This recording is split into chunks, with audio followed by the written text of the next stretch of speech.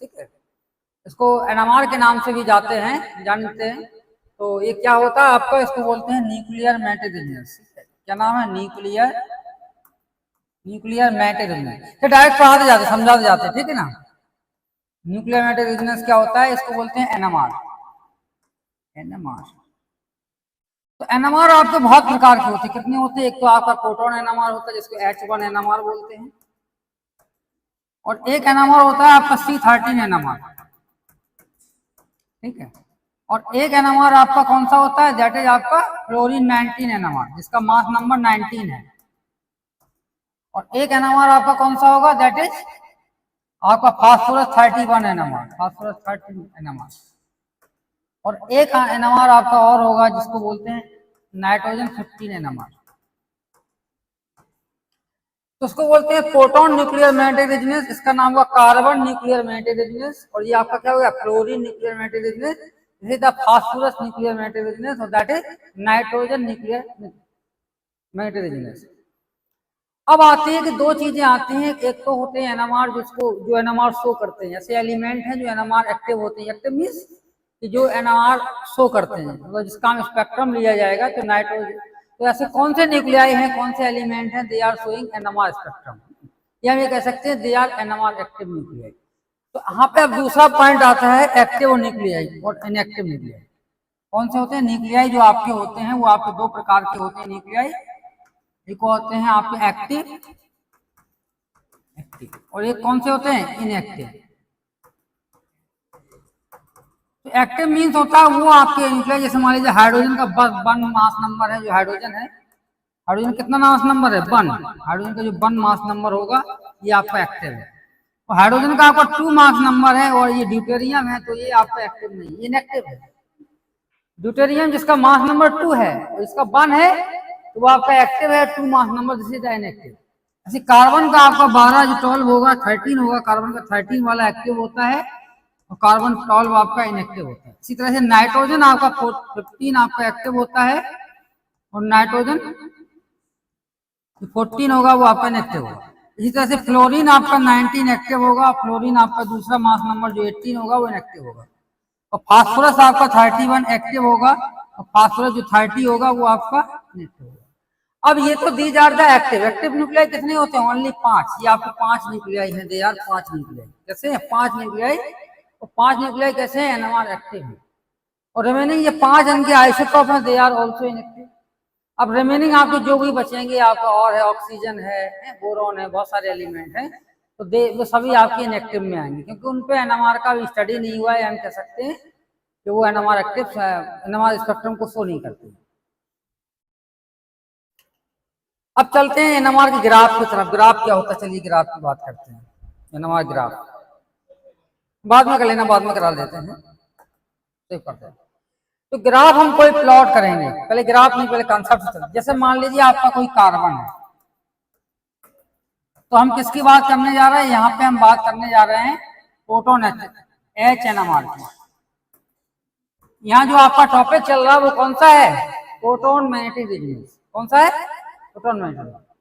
तो proton magnetic resonance में आप देखेंगे कि जहां पे भी hydrogen proton NMR, proton nuclear magnetic resonance में क्या होगा कि जहां पे भी आपके प्रोटॉन होंगे ये आपके एनएमआर एक्टिव होंगे, वही शो करेंगे। जैसे मान लीजिए आपका कार्बन है, डायमंड हुआ आपका, तो डायमंड में क्या होता है? कार्बन होता है, तो वो आपका प्रोटॉन एनएमआर नहीं देगा।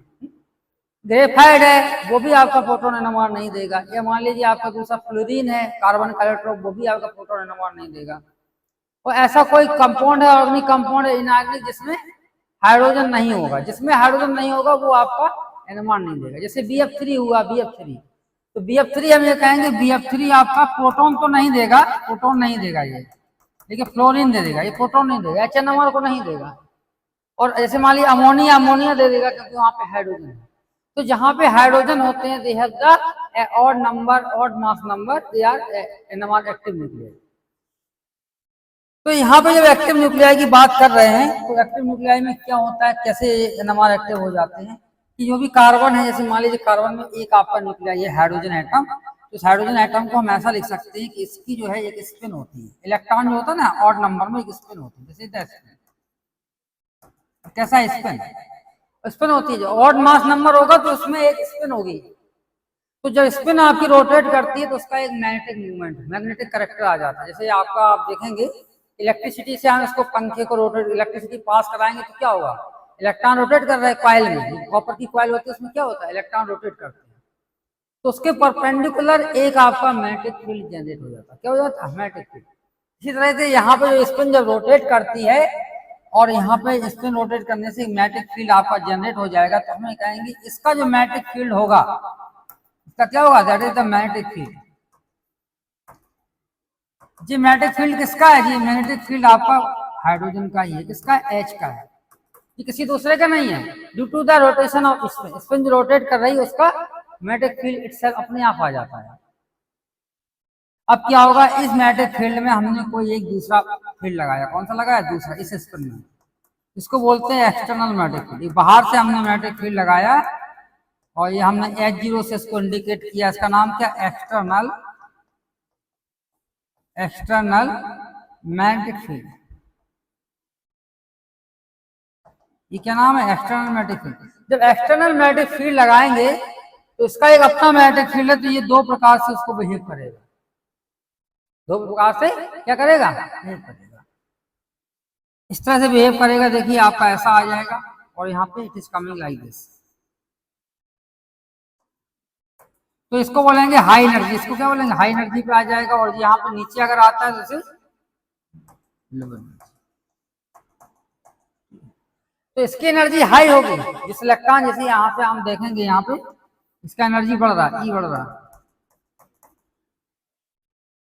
एक लो एनर्जी पे आएगा, एक हाई एनर्जी। जैसे मान लीजिए कोई नदी के पुल से नीचे नदी में कूदता है, तो उसका दो प्रकार से बिहेवियर रहेगा नदी के साथ। क्या रहेगा, या तो नदी को अपोज करेगा, अपोज मीन्स उसके करंट जहाँ पे चल रहा है उसके अपोजिट में तैरना, या नदी के जो बहाव है उसका करंट है रिवर का, उसी के साथ साथ तैरने लगेगा।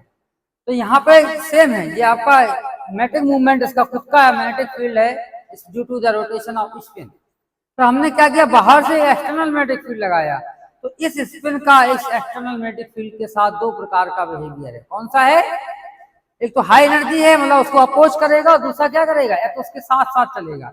तो साथ साथ चलता है तो इसको बोलते हैं अलाइनमेंट। इसको बोलते हैं, इसको अलाइनमेंट बोलते हैं। क्या बोलते हैं, अलाइनमेंट।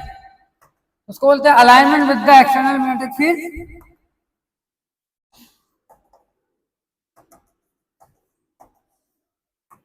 अलाइनमेंट विद किसके, अलाइनमेंट विद किसके, H0 के साथ, एक्सटर्नल मैग्नेटिक फील्ड। या अपोज, या क्या करेगा, अपोज करेगा। देखिए भाई, अपोज H0, या तो H0 का अपोज करेगा एक्सटर्नल मैग्नेटिक फील्ड का, या अलाइनमेंट। जैसे मान लीजिए यहाँ पे कोई इमीडिएटली पर्सन आ जाए यहाँ पे और आपके साथ 2 दिन रहने लगे क्लास में, तो आपका उसके प्रति क्या बिहेवियर होगा, दो हो सकते हैं, तो उससे दोस्ती कर लोगे या उससे झगड़ा करके भगा दोगे। तो जब आप झगड़ा करोगे तो आपका एनर्जी बढ़ जाएगा, क्योंकि उसमें एनर्जी खर्च करनी होगी।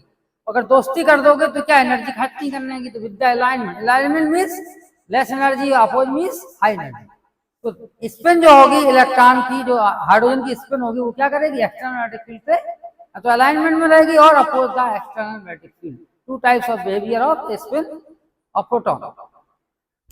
अब यहाँ पे आया, ये चीज आ गई। अब इसके बाद चलते हैं ग्राफ की तरफ, एनएमआर की ग्राफ। ग्राफ कैसे प्लॉट होता है, एनएमआर का जो ग्राफ होता है वो इस तरह से होता है। देखिए ग्राफ की बात करते हैं, ये आपका ग्राफ होता है। यहाँ पे हमारा ग्राफ में होता है टीएमएस, जिसको बोलते हैं टेट्रा मेथाइल सेलेन। क्या होता है, टेट्रा मेथाइल सेलेन। और यहाँ पे डेल्टा वैल्यू होती है, यहाँ पे इस एक्सिस पे यहाँ पे 0 होगी, और दिस इज 1, और ये आपका 2 होगा, और यहाँ पे 3 होगा, दिस इज 4 होगा, और जिससे आपका 5 हो सकता है, जिससे आपका 6, और आगे आपका 7। तो ये आपके क्या है, delta value, this is the delta value. और डेल्टा वैल्यू आपकी यहाँ से यहाँ तक बढ़ रही है, क्या इंक्रीज कर रही है, फ्रॉम 0 to 7। डेल्टा वैल्यू आपके बढ़ रही है। अब यहाँ पे जब हम डेल्टा वैल्यू लो होती है टीमस के पास, इसको बोलते हैं हाई फील्ड। इसका क्या नाम है, यहाँ पे जानते हैं, यहाँ पे जो भी होता है वो आपका हाई फील्ड होता है, और जिसके डेल्टा वैल्यू यहाँ पे ग्राफ में जो सिग्नल आते हैं वो आपके लो फील्ड पे आते हैं। इस पे आते हैं लो फील्ड। अब लो फील्ड से जब हाई फील्ड की तरफ जाएंगे, देखिए लो फील्ड से जब हाई फील्ड की तरफ जाएंगे तो उसको बोलते हैं शील्डिंग, या इसको बोलते हैं शील्डिंग इफेक्ट। इसका नाम क्या है? शील्डिंग। ये आपका शील्डिंग है, it is going from low field to high field, तो आपका शील्डिंग बोलते हैं। और from high field to low field इसको क्या बोलेंगे? इसको बोलेंगे डी शील्डिंग। ये आपका क्या हो जाएगा? This is the D shielding. ना नेगेटिव वैल्यू नहीं बताएंगे। शील्डिंग और डी शील्डिंग क्या होता है? यहाँ पे हाई फील्ड है, हाई फील्ड मीन्स जहाँ एनर्जी ज्यादा है, यहाँ पे लो फील्ड है जहाँ पे एनर्जी कम है, और लो फील्ड पे डेल्टा वैल्यू आपकी ज्यादा है, हाई फील्ड पे आपकी डेल्टा वैल्यू कम है। ठीक है, ग्राफ की बात कर रहे हैं, मशीन की बात नहीं हो रही। ग्राफ आपने देखा तो ग्राफ में आप देख के बता देंगे कि उसका जैसे ग्राफ होता है ना, जैसे आप घर में मकान बनवाते हैं नक्शा, तो उसका एक ग्राफ होता है, नक्शा होता है। तो कुछ लोग जो है उसके एक्सपर्ट होते हैं ग्राफ के, वो ग्राफ को देख के ही बता देंगे कि हमारी कहाँ किचन होगी, कहाँ बेडरूम होगा, देख के बता देंगे। कुछ लोग जिनको नहीं आता, वो जो बिल्डिंग बन जाएगी तभी वो समझ पाएंगे ना। तो यहाँ पे क्या मशीन से निकला होगा, जिस कंपाउंड का, जैसे मान लीजिए आपने एसिटिक एसिड है या ब्यूटेनॉल है, या मान लीजिए कोई प्रोटीन है, डीएनए मॉलिक्यूल है, तो इसका स्पेक्ट्रम लिया तो एक ग्राफ आपको मिलेगा इस तरह से। ठीक है, तो उस ग्राफ को देख के आप बता देंगे कि हमारा ऑर्गेनिक मॉलिक्यूल कौन सा है। अब ऑर्गेनिक मॉलिक्यूल को कैसे बताएंगे? कि उसके बारे में आपको जानकारी होगी, नॉलेज होगा, ग्राफ कैसे होता है, ग्राफ को कैसे प्रेडिक्ट किया जाए। तो वही एनएमआर यहाँ बताया जा रहा है, on the basis of graph how we can predict the structure of organic molecule. ठीक है ना। तो यहाँ जो बेसिक कंसेप्ट है, बेसिक कंसेप्ट क्या है कि यहाँ पे हाई फील्ड है और दूसरे का लो फील्ड। जब लो से हाई फील्ड की तरफ जा रहे हैं तो बोलते हैं shielding of the proton, shielding effect होगा। और from the low delta value to high delta value, या from high field to low field, it is the deshielding. ये क्या होगा? डी शील्डिंग होगा। अब आती है सिग्नल। एनएमआर जो ग्राफ होता है उनमें कुछ सिग्नल आपको दिखाई देंगे। कौन कौन से सिग्नल दिखाई देंगे? मान लीजिए आपका एक सिग्नल इधर दिखाई देगा, एक सिग्नल ऐसा दिखाई देगा, एक ऐसा दिखाई देगा, ऐसा दिखाई देगा और ऐसा दिखाई देगा, फिर ऐसा दिखाई देगा। तो हम ये कहते हैं कि इनमें से जो सिग्नल, ऐसे सिग्नल जिनका डेल्टा वैल्यू सबसे कम होता है, जैसे मान लीजिए आपने अल्फाबेट सुना। अल्फाबेट क्या होता है? सुनिए, अल्फाबेट ये होता है आपका ए हो गया, जैसे आपका बी हो गया, सी हो गया, जैसे डी, ई हो गया, एफ हो गया। ठीक है, तो यहां से जब इधर की तरफ जाएंगे तो डेल्टा वैल्यू जो आपकी होगी वो क्या होगी? डेल्टा वैल्यू इंक्रीज करेगी। क्या करेगी? इंक्रीज होती है, बढ़ती है। डेल्टा वैल्यू कहाँ बढ़ती है? From A to F. तो जिसकी सबसे कम डेल्टा वैल्यू होगी that will be given to A, और जिसकी हाईएस्ट डेल्टा वैल्यू होगी हम उसको हम एफ देंगे। एफ के बाद और भी नंबर ऑफ सिग्नल ज्यादा होंगे तो they are giving H, they are giving J, G, they are giving M, जो भी डिपेंड है। तो यहाँ पे इट इज गिवन ए। देखिए ये आपका क्या हो जाएगा? जैसे बी सिग्नल और जैसे सी सिग्नल और जैसे डी सिग्नल और जैसे ई सिग्नल और जैसे एफ सिग्नल। तो ऐसे इनको दिया जाता है। ठीक है ना। टेट्रामेथाइलसेलेन, उसका नाम क्या है? टेट्रामेथाइलसेलेन। टीएमएस क्या होता है? टीएमएस को बोलते हैं टेट्रामेथाइलसेलेन, टेट्रामेथाइल सेलेन, टीएमएस इसको बोलते हैं टेट्रामेथाइलसेलेन। उसका स्ट्रक्चर क्या होगा? जिससे आपका स्ट्रक्चर देखिए CH3 होगा, जिससे SI होगा, यहाँ CH3 लगा होगा, और जिससे देखो यहाँ दोबारा बनाते हैं, इसको सही से बनाते हैं। कहाँ पे है? जैसे यहाँ पे लगा। तो टेट्रामेथाइलसेलेन को हम कहाँ बनाएंगे? यहाँ बना सकते। देखिए दिस इज टेट्रामेथाइलसेलेन, यहाँ SI हो जाएगा जैसे CH3, और जैसे ऑल्सो CH3, और यहाँ पे क्या? जैसे CH3। उसका नाम है TMS, tetramethylsilane. This is the tetramethylsilane. 12 hydrogen कितने हैं? 12 हाइड्रोजन। उसमें कितने हैं? 12 हाइड्रोजन, 12 हाइड्रोजन है, 12 हाइड्रोजन, 12 हाइड्रोजन होते हैं, हाइड्रोजन। तो सिंपल बात हुई। अब आते हैं हम और भी आगे चलते हैं। तो देखिए अब एक पॉइंट आता है कि एनएमआर ग्राफ हमने बना लिया। ठीक है, अब हम यहाँ पे ही बनाते समझा देते हैं। देखिए कुछ हम अरेंज कर देंगे, कुछ आपको समझा देते हैं। जैसे मान लीजिए इसको हमने हटा दिया, ठीक है, और यहाँ पे भी हटा दिया जो आपने नोट कर लिया। ग्राफ तो रखेंगे अपने पास, क्योंकि ग्राफ तो जरूरी है, बिना ग्राफ को समझ में नहीं। अब आता है एनर्जी का आपके पास फॉर्मूला है। एनर्जी क्या होती है कि मान लीजिए जो E है, this is the energy, it आपका क्या होगा? ये आपका h न्यू के बराबर होता है। किसके बराबर होता है? h nu. और न्यू की जगह हम क्या रख सकते हैं? This is the hc upon lambda, लिख सकते हैं। ठीक है, E energy it is equal to h nu, और this nu it is equal to c upon lambda. ठीक है ना। तो हम ये कह सकते हैं कि एनर्जी का और लैम्डा का क्या रिलेशन होगा, this is the relation of energy and lambda 1/λ, इसका रिलेशन सीधा E inversely proportional to lambda. Lambda means frequency, वो वेवलेंथ, और एनर्जी क्या है, एनर्जी आपकी एनर्जी है जैसे इक्विवेलेंट टू है, जैसे डायरेक्टली प्रोपोर्शनल टू फ्रीक्वेंसी, किसके बराबर होगी, फ्रीक्वेंसी के डायरेक्टली बराबर। ये हम कह सकते हैं whenever the frequency increases the energy also increases. लेकिन in case of lambda, lambda आपकी बढ़ेगी तो एनर्जी कम होगी, लैम्डा घटेगी तो एनर्जी आपकी बढ़ जाएगी। तो यहाँ पे अगर बात आती है कि मान लीजिए कोई प्रोटॉन है, अगर हम वो कहते हैं कि हाई फील्ड है, कहाँ पे है, जब हाई फील्ड हो गया तो उसका रिलेशन हाई एनर्जी से लो एनर्जी से, तो हम ये कहेंगे हाई एनर्जी से। High field means high energy, तो it is coming at the high energy, ये कैसा हो जाएगा, हाई एनर्जी हो जाएगा। इस हाई एनर्जी का जो रिलेशन आएगा वो किससे आएगा, लो डेल्टा वैल्यू या हाई डेल्टा वैल्यू, सीधा लो डेल्टा वैल्यू हो जाएगी ना, लो डेल्टा वैल्यू, तो ये हो जाएगी आपका लो डेल्टा वैल्यू हो जाएगी, लो डेल्टा हो जाएगी। और लो डेल्टा का रिलेशन आपका अब आता है शील्डिंग होगा, डी शील्डिंग होगा। लो डेल्टा वैल्यू है तो शील्डिंग है, और हाई डेल्टा वैल्यू तो डी शील्डिंग है, तो उधर की तरफ जा रहा है तो क्या हो रहा, शील्डिंग हो रहा। तो लो डेल्टा वैल्यू का जो रिलेशन होगा दैट इज आपका शील्डिंग होगा, और शील्डिंग है तो हम ये कहेंगे oppose the external magnetic field और alignment with the external field. हमने बताया था तो जो स्पिन है वो इलेक्ट्रॉन एक्सटर्नल मैग्नेटिक फील्ड का अपोज करेगी या अलाइनमेंट में रहेगी, किस केस में, व्हेन द शील्डिंग इफेक्ट है। शील्डिंग इफेक्ट मींस हम हाई फील्ड पे गए, high field means high energy, तो high energy means oppose the external field, ठीक है ना। तो इसका रिलेशन अलाइनमेंट और अपोज द एक्सटर्नल फील्ड से अगर हम कराते हैं तो दिस रिलेशन विल बी, इससे इंटरेक्ट करेगा, it is interacting with the oppose the external field और अलाइनमेंट विद दैट, तो हम ये कहेंगे अपोज H0, किसको करेगा, अपोज करेगा, अपोज किसका करेगा, H0 करेगा। अब हम ये कहेंगे आप एक रिलेशन बच्चा लैम्डा का, तो लैम्डा इसकी लो होगी या हाई होगी, तो लैम्डा का रिलेशन होता है एनर्जी से, तो एनर्जी इसकी कैसी है, हाई एनर्जी है, तो लैम्डा कैसा हो जाएगा, लो हो जाएगा। तो इसका जो रिलेशन होगा वो आपका क्या हो जाएगा, लो, लो हो जाएगा, क्या हो जाएगा, लैम्डा।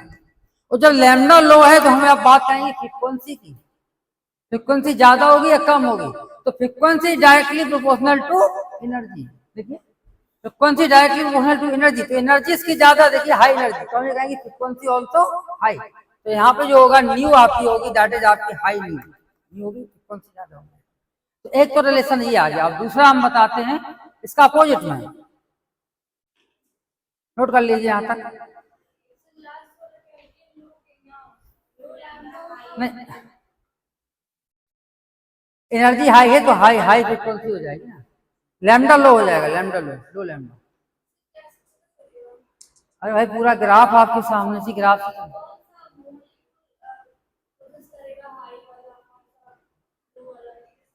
जैसे हमने आपसे पूछा फ्रीक्वेंसी हाई होगी लो होगी, तो फ्रीक्वेंसी किससे रिलेटेड है, एनर्जी से, तो एनर्जी आप देखिए इसमें क्या आ रहा है, एनर्जी हाई होगा तो आपकी फ्रीक्वेंसी भी हाई हो जाएगी।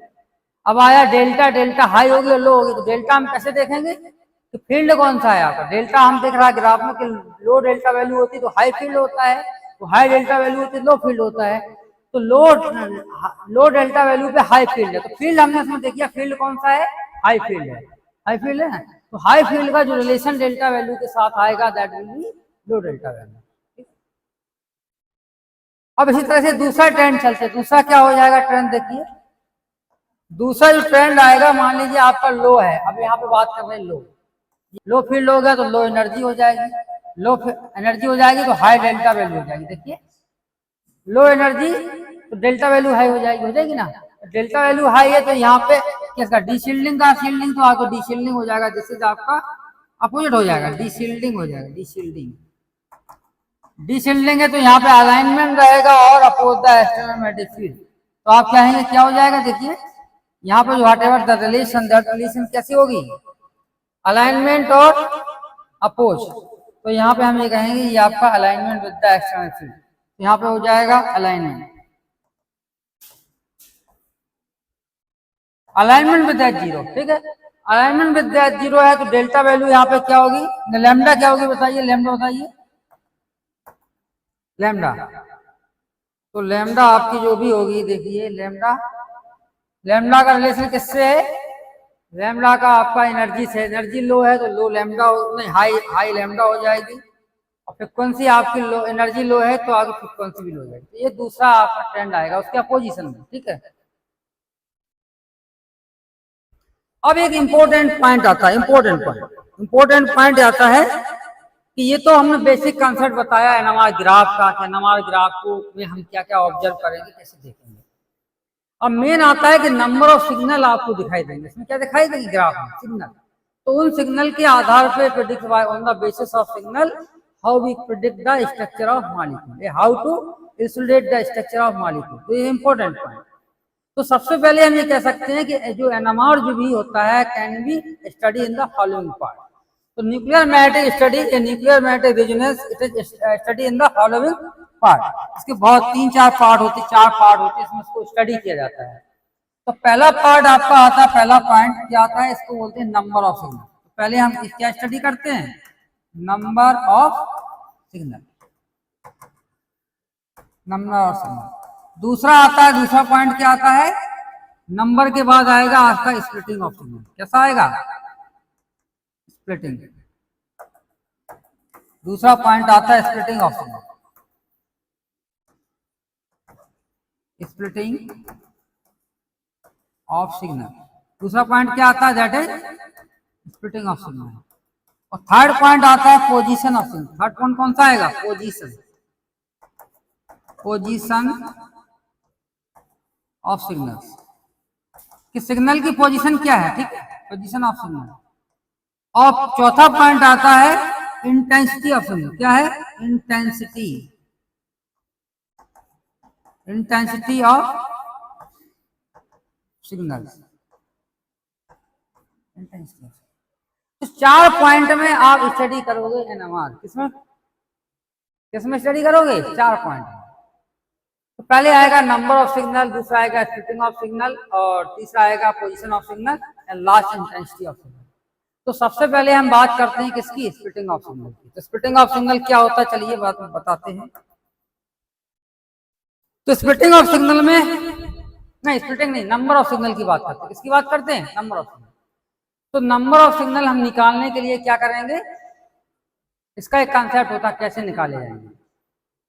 तो हम ये कहते हैं कि जितने भी आपके इक्विवेलेंट प्रोटॉन है, इक्विवेलेंट मींस सेम प्रोटॉन है, तो जितने ऑल आपके जितने होंगे इक्विवेलेंट प्रोटॉन्स, क्या आएगा, इक्विवेलेंट, इक्विवेलेंट प्रोटॉन्स। जो इक्विवेलेंट प्रोटॉन्स होंगे वो कैसे होंगे, वो आपके सेम एनवायरनमेंट के होंगे। कैसे होंगे, दे आर सेम एनवायरनमेंट।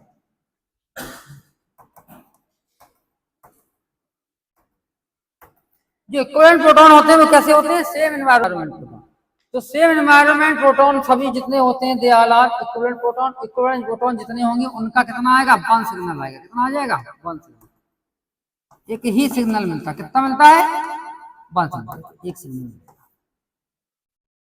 अब इक्विवेलेंट प्रोटॉन मान लीजिए आपके इक्विवेलेंट प्रोटॉन कितने हैं, इक्विवेलेंट प्रोटॉन आपकी संख्या इनकी मान लीजिए 10 है, तब कितना मिलेगा, तब 1 सिग्नल मिलेगा। कितना मिलेगा, 1 सिग्नल।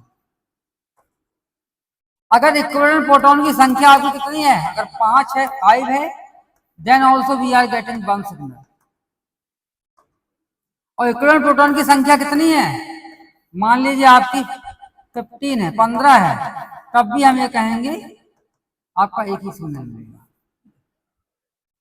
और इक्विवेलेंट प्रोटॉन आपका एक ही है, तो एक तो इक्विवेलेंट होगा ही, 2 है, जितने भी इक्विवेलेंट प्रोटॉन होंगे they all are giving only 1 signal. सभी कैसे देते हैं, एक ही सिग्नल। तो अब ये पहचानने की बात आती है कि इक्विवेलेंट प्रोटॉन को हम कैसे पहचानेंगे, how we identify equivalent proton. तो इक्विवेलेंट प्रोटॉन के पहचानने के लिए हम उसकी नेमिंग की बात करते हैं, आयुपेशी नेमिंग, ठीक है। जैसे एग्जाम्पल के लिए हमारा एक आता है question, this is the methane molecule. ये क्या है, this is the methane molecule, सभी जानते हैं this is the methane molecule. अब इस मीथेन मॉलिक्यूल में हमारे 4 हाइड्रोजन है, कितने हैं, 4 हाइड्रोजन, 4 हाइड्रोजन। तो 4 हाइड्रोजन जो मीथेन मॉलिक्यूल में दे आर इक्विवेलेंट प्रोटॉन और non equivalent proton. Important point, तो हम ये कहेंगे each hydrogen of the methane they are replacing by another group. किससे करेंगे, दूसरे ग्रुप से हम उसको रिप्लेस करेंगे। और then if name change, environment change, no change in name it means no change in environment. अगर नेम अगर चेंज होता है तो ये कहेंगे उसका इन्वायरमेंट भी चेंज हो सकता है, और नेम अगर चेंज नहीं होता है तो इन्वायरमेंट। जैसे मान लीजिए आपका नाम क्या है, किसी का नाम मान लीजिए कोई भी नाम, आपका नाम का शिवम है, शिवम क्या नाम, शिवम वर्मा नाम है, और आपके भाई का नाम क्या है, वो भी शिवम नाम है, शिवम वर्मा है, सेम, और उसके फादर का नाम जो आपका वही तो सेम। तो आप ये कहेंगे कि आप और वो दोनों कैसे हो जाएंगे, आइडेंटिकल हो जाएंगे, या ट्विन्स जुड़वा हो जाएंगे, ठीक है ना।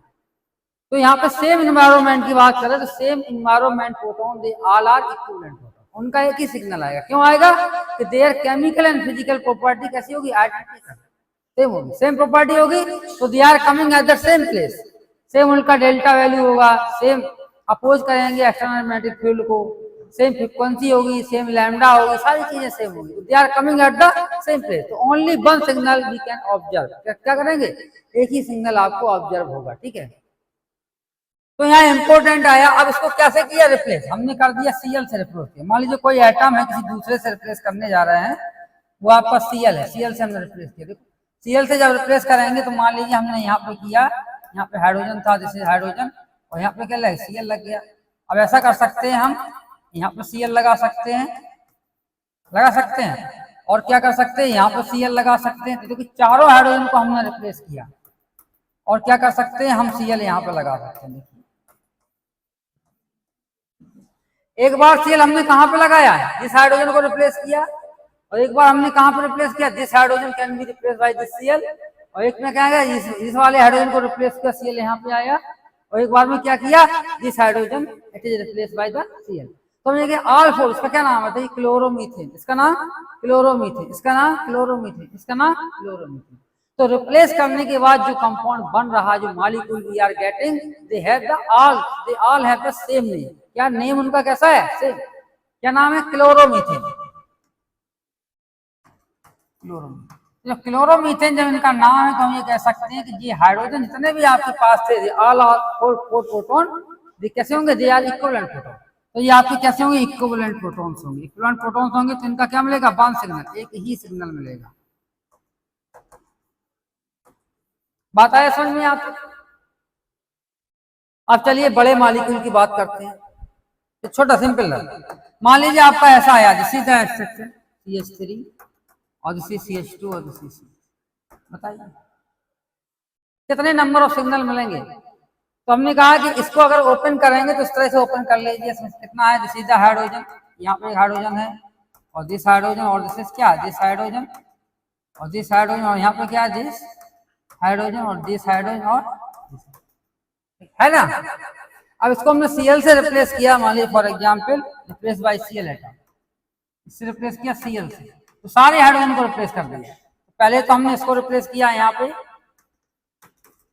पे सीएल लगाया, दिस इज द हाइड्रोजन, और क्या, जैसे एज इट इज रहा, ये आपका एज इट इज रहा, यहाँ पे क्या हो गया, एक बार में एक को रिप्लेस, फिर दूसरे में इसको रिप्लेस करते हैं, तो सीएल लगाया, this is AC, this is hydrogen, this is hydrogen, और यहाँ पे क्या आया, H आया, दिस इज H, और दिस इज हाइड्रोजन एटम, और दिया हाइड्रोजन, और दिस हाइड्रोजन।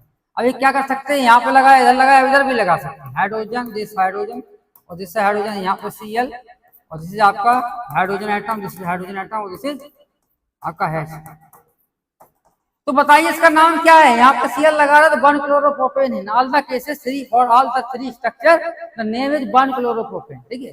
चाहे आपको इधर लगा, इधर लगा, in all the cases, all the 3 structure, इसका नाम क्या, 1-chloropropan, ठीक है ना। तो मैं कहेंगे इसमें 3 जो हाइड्रोजन हैं दे आर कैसे, इक्विवेलेंट प्रोटॉन, क्योंकि इनके सबके सामने, इनके लिए 3 हाइड्रोजन के लिए हमारा नाम एक ही है, जिसका क्या नाम है, 1-chloropropan। अब हमने मान लिया इस वाले हाइड्रोजन को रिप्लेस करते हैं, इधर वाले hydrogen, these are the replacement this 3 hydrogen. अभी तो हमने इसको रिप्लेस किया था, आप क्या करते, ये तो हमारा हो गया, अब इसको रिप्लेस करना, ये 3 हाइड्रोजन, तो 3 हाइड्रोजन को रिप्लेस करेंगे तो we are getting this structure. देखिए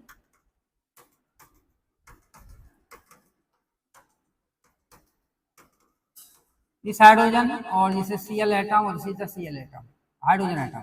फिर क्या होगा, this is hydrogen atom, this is hydrogen atom, this is also hydrogen atom, और दिस इज हाइड्रोजन, और this is also hydrogen atom, और this is hydrogen atom, this is hydrogen atom, this is Cl atom.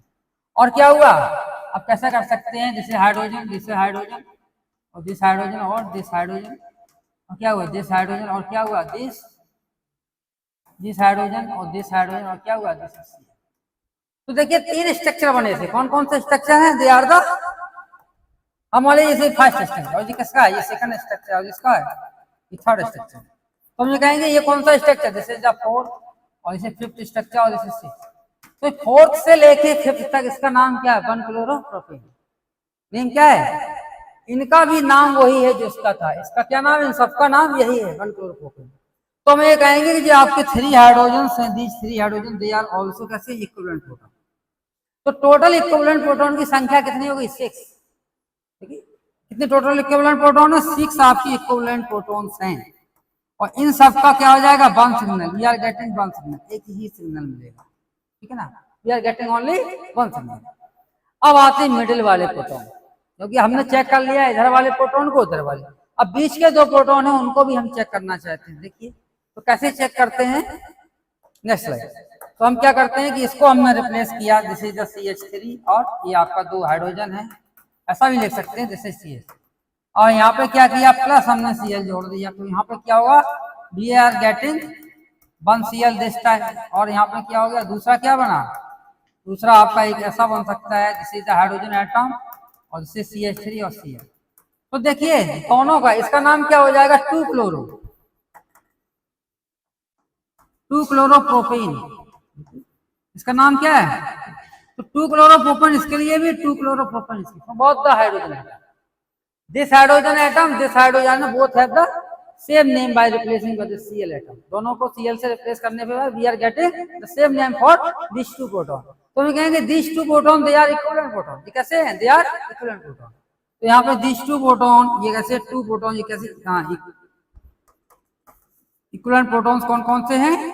जो आपके 2 protons हैं, 2 protons आपके equivalent हैं, और 2 proton जो आपके इक्विवेलेंट हैं, तो हम ये कहेंगे इनका जो आपका मिलेगा, इसका कितना मिलेगा? 1 सिग्नल।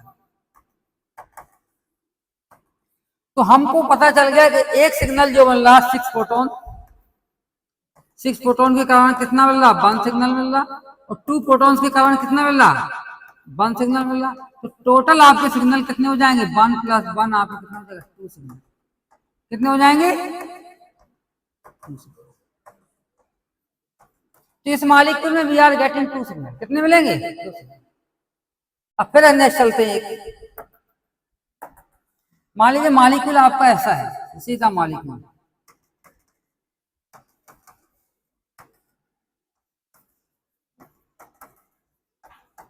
अब बताइए कितने सिग्नल मिलेंगे इसमें?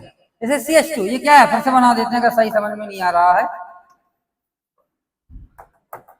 देखिए this is the CH2, this also CH2, this is CH3।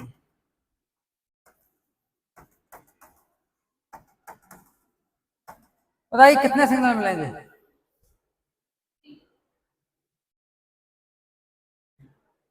एक बड़े मॉलिक्यूल में आइडेंटिफाई करने के लिए ट्रिक समझिए। ट्रिक क्या होती है कि जो भी सिग्नल होगा, जैसे मान लीजिए A सिग्नल अलग होगा तो B आपका अलग होगा, C अलग होगा, D अलग होगा, E अलग होगा। ऐसा तो नहीं है कि A और B सिग्नल, अगर हम बात करें कि हम ये कहें A B सिग्नल है, तो हम ये कहेंगे A सिग्नल अलग है, B अलग है, दोनों के ऊपर जब अल्फाबेट अलग है तो हमारा सिग्नल भी तो अलग होगा। अरे तो अल्फाबेट जब अलग है तो क्या हो जाएगा? हमारे सिग्नल भी अलग होंगे। तो यहाँ पे हम A दे देंगे इसको, CH3 को। तो इसको हमने A दिया, तो A हम बताइए और किसको दे सकते हैं? ऐसा CH3 कौन सा है? तो हम ये कहेंगे ये दोनों मिलके आपका A ही A, दोनों जो इसका है सिग्नल वही है। ठीक है, अब B किसको देंगे? इसको हमने B दिया, तो इनमें बताइए B किसको दे सकते हैं? ये भी हो जाएगा। और C किसको देंगे? ये दोनों को C। तो हमारे A से B, A + B + C बराबर आपको कितना हो जाएगा? 3 सिग्नल मिलेंगे। कितने मिलेंगे? 3 सिग्नल। अब बात करेगी कितने इक्विवेलेंट प्रोटॉन है, कितने नॉन इक्विवेलेंट है। तो देखिए 6 प्रोटॉन, ये कैसे इक्विवेलेंट प्रोटॉन्स, और यहाँ पे 2 hydrogens, they are equivalent proton. देखिए 2 हाइड्रोजन, ये 2 हाइड्रोजन कौन से हैं? ये तो आपके A हाइड्रोजन हो गए, ये आपके B हाइड्रोजन हो गए, ये 2 हाइड्रोजन, ये आपके कितने हैं? 2 हाइड्रोजन नहीं, 4 हाइड्रोजन, गलत बता दिए। यहाँ पे कितने हैं? They are the 4 hydrogen. देखिए ये 4 हाइड्रोजन हैं, और दीज आर ऑल्सो 4 हाइड्रोजन। तो यहाँ पे क्या होगा, this is also, they are also equivalent proton है, ठीक है ना। और ये कौन सा है, दिस इज सी। तो हम ये देख रहे हैं कि आपके 6 हाइड्रोजन इक्विवेलेंट हैं और 4 हाइड्रोजन आपके इक्विवेलेंट हैं और 6। अब आते हैं number of non equivalent proton, कितने आते हैं, नंबर ऑफ, तो number of non equivalent proton,